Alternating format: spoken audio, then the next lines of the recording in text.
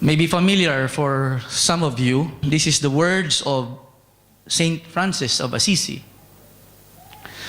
The story behind this statement is one day, this mentor of the younger monks, priest in his time, invited some of the young priests in the monastery, and he said, "Come with me and let us go to the town and preach the gospel." So Saint Francis of Assisi invited young monks to join him, young priests. And one of the monks was chosen to be his close companion, and he was so happy to walk with these priests. So they went to the town, they passed the marketplace, the houses, they passed through the alleys, the small alleys of the town. Almost all the areas of the town they were able to pass through. And then they returned to the monastery. When they reached the monastery, the younger monks were very quiet, and this young man that was chosen to walk closely with him courageously asked the priest, and he said, "With all due respect, Saint Francis, as I have understood it, you invited us to go down to the town to preach the gospel. But we did not preach," he said. "We just walked. We did not say any words." And then Saint Francis said this to the priest, "My son, we have preached. We are preaching while we were walking. It is of no use to walk anywhere to preach unless we preach everywhere as we walk." And then he said this, "Preach the gospel always, and if necessary, use words." Today, as we receive the message of the Lord, we will be looking at the life of one of the courageous believer in the Old Testament who lived during the time of great corruption and unbelief. He lived against all odds during his time. That this man caught the attention of God simply not only because he was courageous in his faith, but because he learned to put his trust in God. He believed in God, that to the point that God's attention was caught because of this man. When God was so grieved that he decided to wipe out the entire human race and begin again from Adam. Maybe Adam and the rest of the creation were so sinful, and he said, "I would wipe out this creation and start again." But before he destroyed the world, one man caught the attention of God. And I'm talking about the person by the name of Noah. Noah caught the attention of God because he was described to be a man who walked with God, righteous in the sight of God. God told him to build a boat, 450 long, 750 wide, and 45 feet high. Maybe 150 meters long, about 5 to 6 story high of a boat. And Noah obeyed the Lord. And you will read in Genesis 6 to 9 that Noah obeyed the commands of the Lord. That's why he found favor in the very eyes of God. The story of Noah in chapter 6 to 9 was so beautifully written. Read it at home tonight. Genesis 6 to 9 in your Old Testament.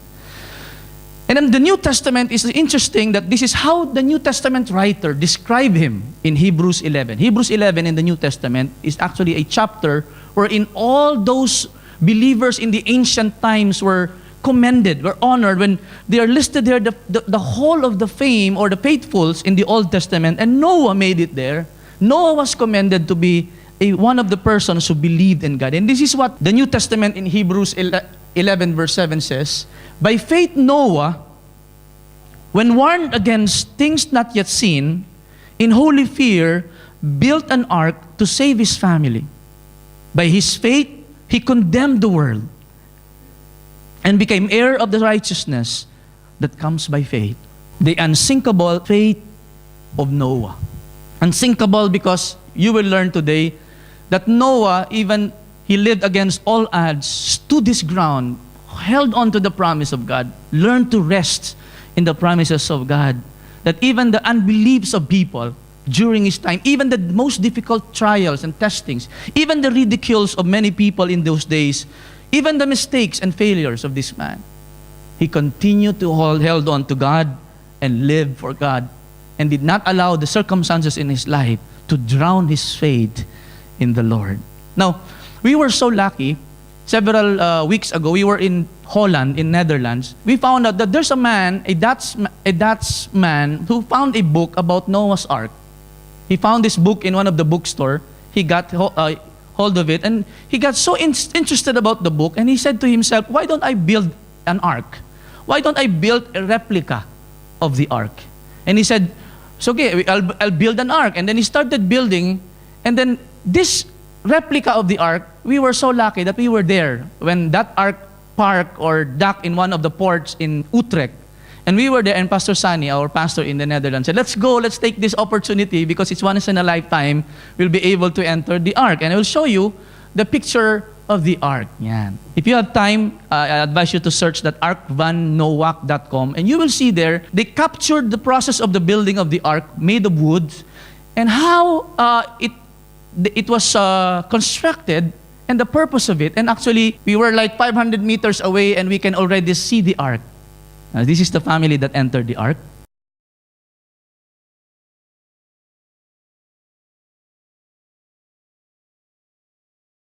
Those 8 are the survivors of the ark.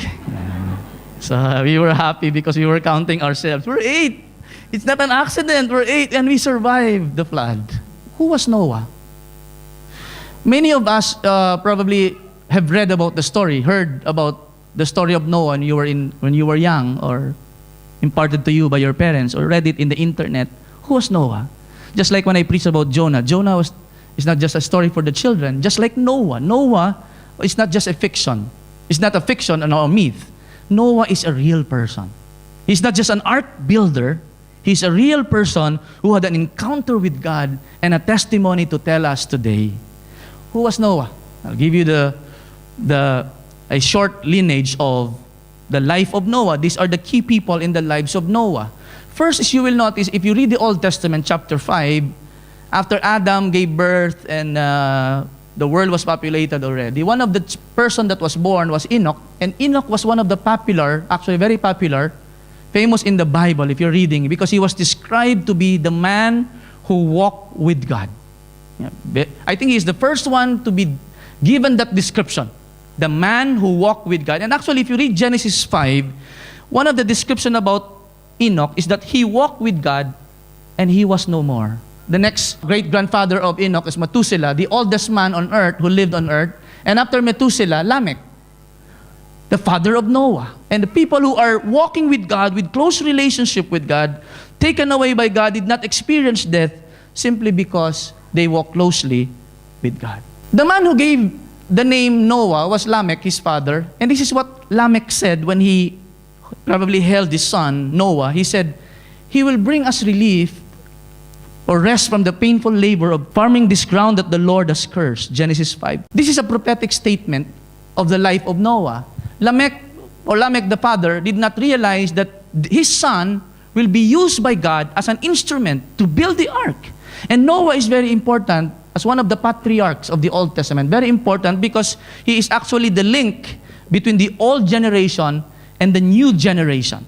Remember, he belonged to the old, and the old has been wiped out, and he is the first, actually one of the first ancestor parents, just like Abraham or Adam, that was commanded by God to go and multiply and fill the earth. So that's Noah.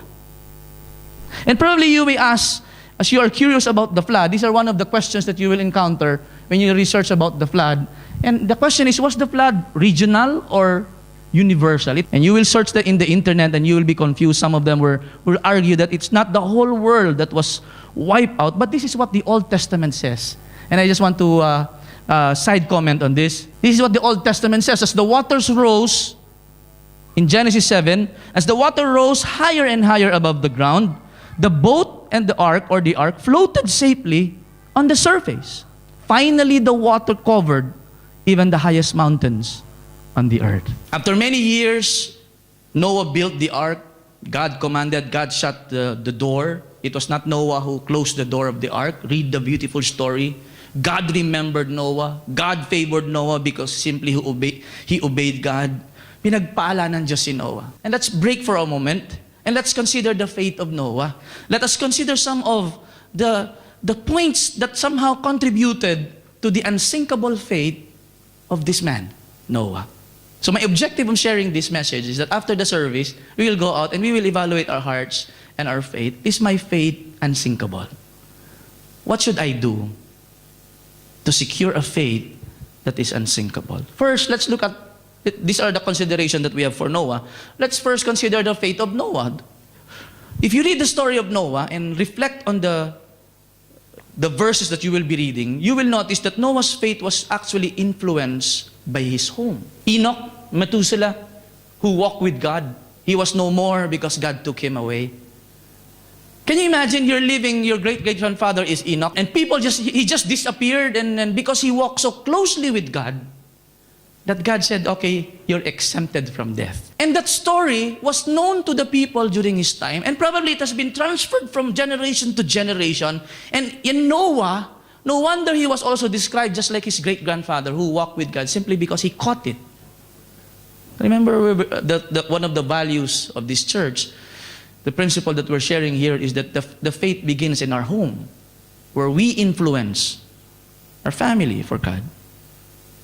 Noah, he influenced, the faith is influenced by his home. Second, interesting note about Noah's faith is that it was pleasing to God. Hebrews 11 verse 6 says, it is impossible. Hebrews 11 verses 1 up to the end of chapter 11, you will notice the author described and highlighted the faith of the ancient believers that were commended by God.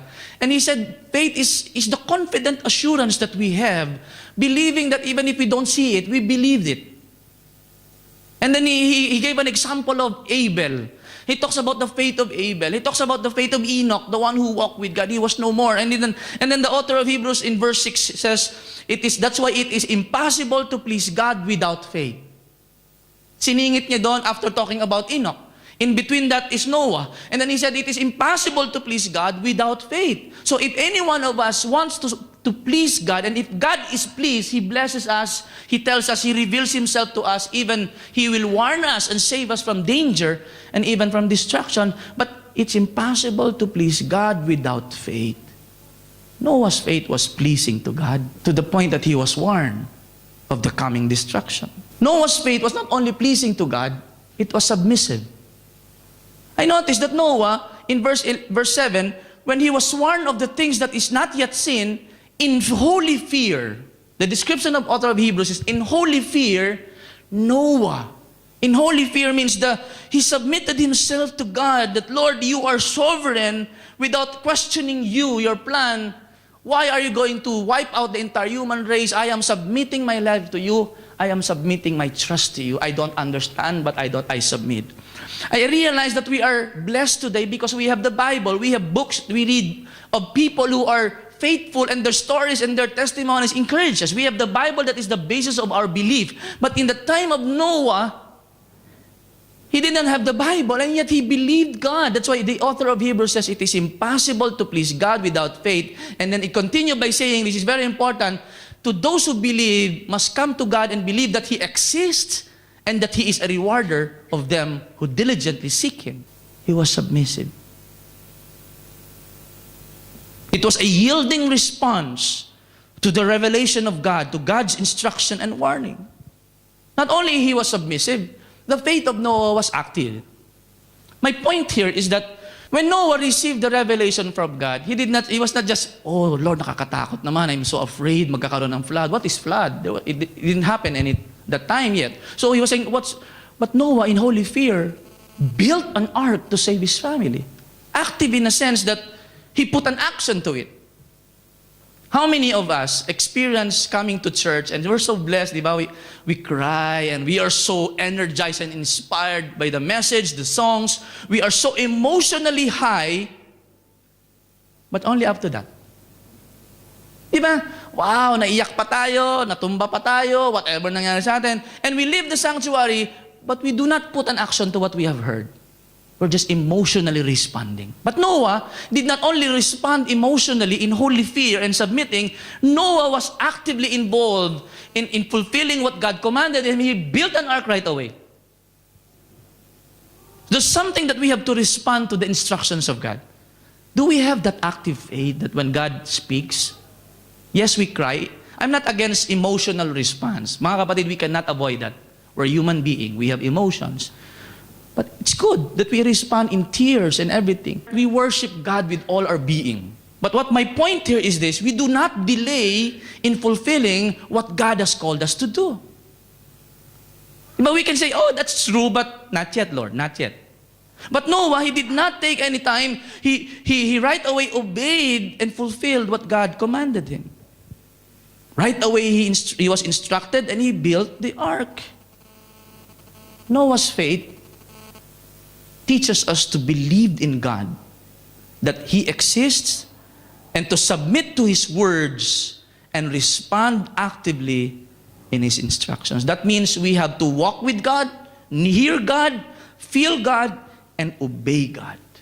Now, not only the faith of Noah, his faith affected his life. The faith life of Noah, if you will notice, impacted first his family. I realized when the attention of God was caught by this man, he was about to wipe out the humanity, the entire human race. Sobra na ang kasalanan ng mundo. The sin of the world is so corrupt. The people are so wicked. The right thing to do is erase the world and start again. But this man caught his attention. And remember, it was only Noah who caught the attention of God because he walked with God. What about the family? Why was the family of Noah saved?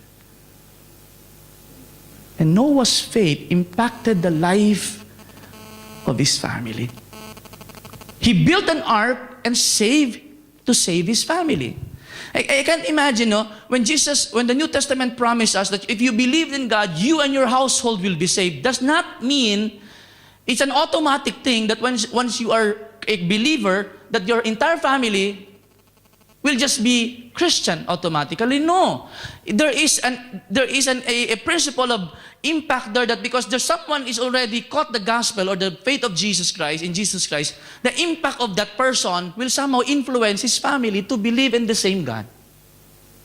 I can imagine when God spoke to Noah, Noah took God in his words, returned to the home of Noah, talked to his family, his children and his wife, and his daughter-in-law. This is what God told me. Or maybe even before that, they can observe in the life of Noah that this man really walked with God and somehow impacted the faith life of Noah. In fact, impacted his family. I wonder if we are making an impact to our family first. It's really sad, no? It's really, really sad when we look at our immediate family that they are not catching the gospel simply because we are not making a good impact in our home. So the faith life of Noah impacted first his family. The faith life of Noah was actually a rebuke to the world. Hebrews 11 verse 7 says, by his faith, he condemned the world. By his faith, he condemned the world. By the life of Noah, and he's following God for 120 years. He was building the ark. It was not easy to build the ark. Check the Noah Van Ark, arkvannoah.com, and I was laughing last night. I was checking their website, watching their YouTube as to how they were building the ark, step by step. You see how they built the ark. They have crane, they have the drill, automatic drill, everything. I was saying, in the time of Noah, wala namang ganun And Noah was able to build it. It was not a joke to build the ark. People were ridiculed Noah. But he was consistent. He was consistently living his faith life with God. That's why people who don't believe that gospel or the message was actually judged. It's a condemnation for those who do not believe. That's why the gospel says that if we do not believe Jesus Christ, we stand condemned. If we do not believe the gospel, we right away stand condemned. Because our life is supposed to be the light. That the message of our testimony is actually a message of rebuke to the sinfulness of the world. If we lived consistently or aligning our lives with God. By his faith, he condemned the world. His faith life was his strong message. Preach the gospel always, and if necessary, use words. In our offices, in the homes that we are working, where we are working, maybe your employers are watching you. Pastor Butch, can I make an impact to my employer? Oh yes. Preach the gospel always. And if necessary, use words. But more than words is let your life be your message. One of our members in this church came to Singapore, worked in the house as helper. And you know, because she lived her life as a faithful follower of Jesus, actually, she was used by God to impact the life of her employer.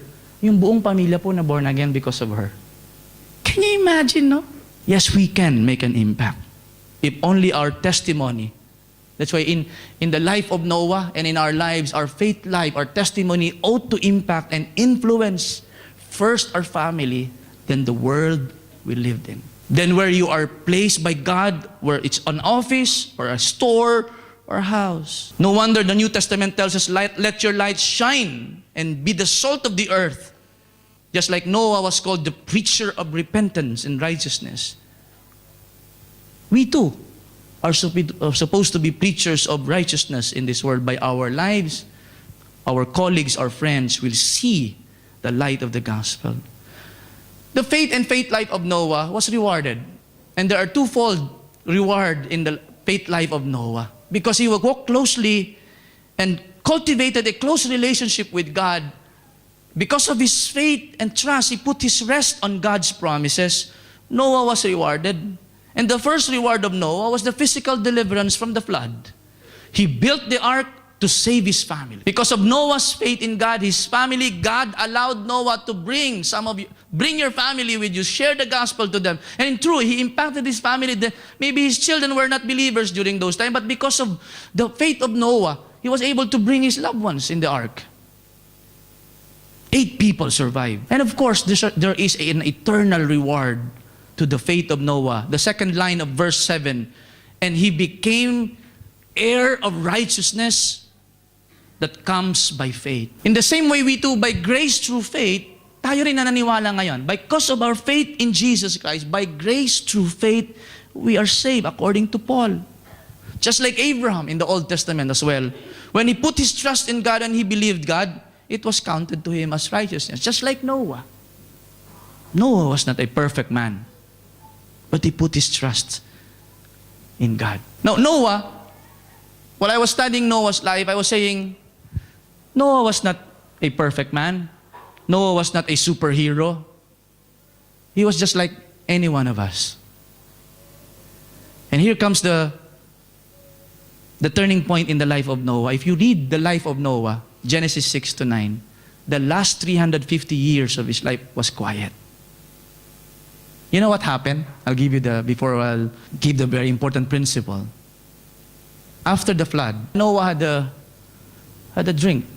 Uminom because of the vineyard. He got drunk.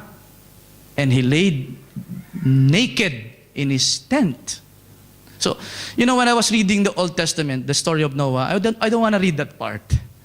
I want this part that everything is high. But you know the good thing about the Old Testament? The Bible reveals to us the good and the bad side. Because their lives are supposed to be warning and an encouragement for us. And see how God moved in their life.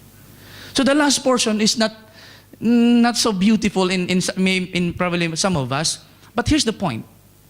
He lay down naked because he was so drunk. His younger son saw him naked, and the Bible says that he disrespected him. The other 2 sons walked without looking at their father, covered the father's nakedness. And the following day, Noah found out what happened, and he called his younger son, and the pronouncement of the curse and the blessing follows. And then Noah died.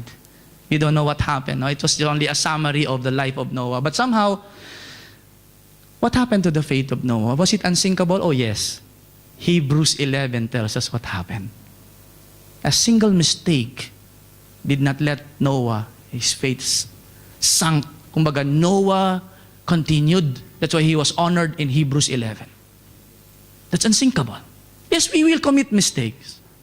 Yes, we will face failures. But don't let these things overwhelm our faith in God. But rise. Because that's why the author of Hebrews says, look unto God, the author and the perfecter of your faith. It should be anchored on Him.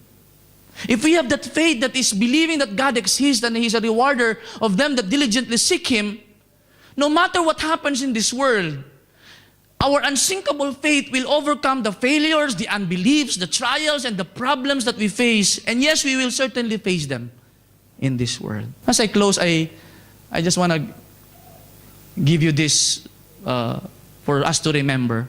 In summary, the life of Noah. When you close your eyes and think of Noah, I want you to remember these 4 important in Noah's life. First is what I have been emphasizing a while ago, his nearness to God. He was so near. He was so close with God. That's the difference, no? There's a verse in the Bible that says, draw near to God and He will draw near to you. My point here is that Noah is an example that we do not have to be satisfied to be believing in God from a distance. Maybe like now, we just believe in God, but we're not really close with God. But Noah was near to God. He was so close that God warned him of the things that is not yet seen. Just like Abraham, that God would not do something that he would hide from his friend Abraham. He would reveal himself. Nearness. Doon tayo nagkakaiba, mga kapatid, kay Noah. He was so near with God. I pray that we will all strive to be near with God. Let us not be content of just coming on Sunday and hear the gospel, but Monday we don't talk to God. Tuesday, we only talk to Him if there is problem. Yun yung pag hindi mo na kaya yung sitwasyon, if you are no longer able to manage and control, Lord, help. Alam mo yung hindi tayo, yung may kaibigan ka naka-close mo, you share problems, you share secrets, and even you share longings and deep hurts in our lives. Let us cultivate that nearness.